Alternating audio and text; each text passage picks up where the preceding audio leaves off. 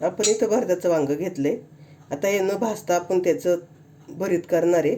तर बघूया मी कशा पद्धतीनं भरीत करते ते नक्की बघा शेवटपर्यंत व्हिडिओ. वांगं कापून घ्यायचा देठ. एका वांग्याचे 3 भाग करायचे असे. इथं आपण 2 टमाटे घेतलेत, ते पण असं मध्ये कापून घेऊया. आपण इथं फ्राय पॅनमध्ये तेल तापत ठेवले, त्यामध्ये वांगी टाकून घेऊ. इथं वांगी आपल्याला छान भाजून घ्यायच्या तेलात. त्यामध्ये टोमॅटो, त्यामध्ये मिरच्या आणि लसूण. आता हे आपल्याला छान भाजून घ्यायचे. आपण उलटूया. आपल्याला छान सगळीकडून भाजून घ्यायचे वांगी. टोमॅटो पण भाजून घ्यायचे. थोडासा माझा फ्राय पॅन छोटा पडलाय, तर मी याच्यावर झाकण ठेवून घेते आणि छान एक साईडनं भाजले पाहिजेत. आपण झाकण काढूया. मी मगाशी एक वेळा उलटलं होतं, वरची खाली खालची वर बाजू केली होती. इथं आपले छान शिजून झाले. इथं आपण भाजलेले टमाटर आणि वांग भांड्यात काढून घेतले. आता आपण साल काढून घेऊया. थोडेसे गरम आहे बघा, साल कशी पटकन निघते. हलकेसे जरा गरम आहेत, पटकन साल निघते. टमाट्याची पण साल निघते पटकन. मी आता सगळी साल काढून घेते, नंतर तुम्हाला दाखवते.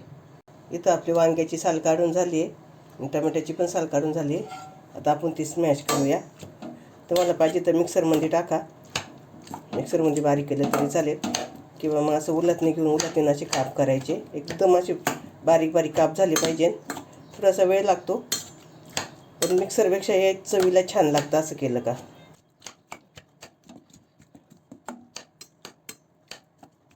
थोडंसं थंड झालं तर हाताने केलं तरी चालेल. थोडंसं गरम हात भाजतात म्हणून मी उलटणं करते. आता पूर्ण थंड होऊ द्या आणि हाताने मस्त स्मॅश करून घ्या. मिक्सरला घालण्यापेक्षा हाताने छान होईल.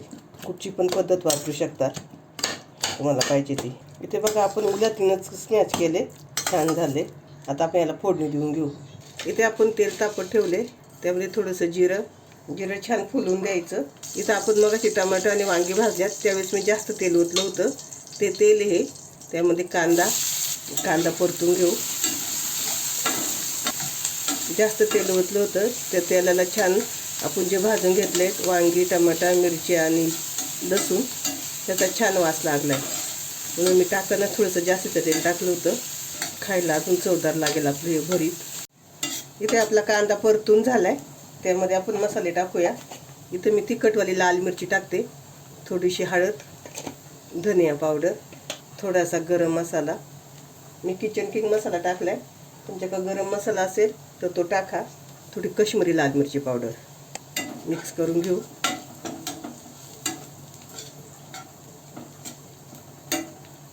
इथं आपण छान मिक्स करून घेतलेत मसाले. त्यामध्ये वांगी आणि टमाट्याचं मिश्रण टाकून मिक्स करून घेऊ.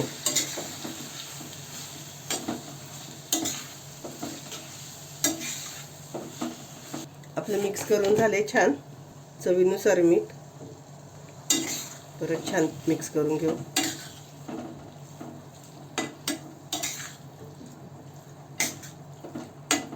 इथं आपलं मिक्स करून झालंय, तर त्यावर झाकण ठेवूया. फक्त 1 ते 2 मिनिटासाठी आपल्याला झाकण ठेवायचं आहे, कारण आपलं सगळं शिजलेलं आहे. एक वाफ आलं का आपलं भरीत तयार. झाकण काढूया. किती छान तेल सुटले बघा आपल्या भरताला. मिक्स करून घेऊ सगळीकडून. तुम्हाला जर इथे कुठं वाटत असेल तर थोडे मोठे काप राहिलेत, तर याच्यात उलटणं असं बारीक करून घ्यायचं. मिक्सरला केलं ना का एकदमच गाळ होतो. तसे थोडे फुडी राहतात, ते खायला छान लागतात.